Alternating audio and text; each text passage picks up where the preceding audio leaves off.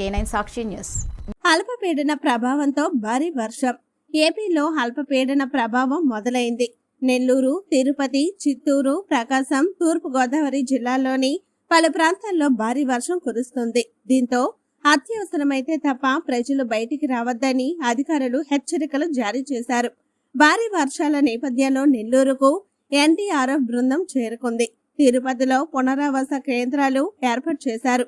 ఇవాళ బంగాళాఖాతంలో అల్పపీడనం ఏర్పడనుందని అమరావతి వాతావరణ కేంద్రం ఇప్పటికే ప్రకటించింది.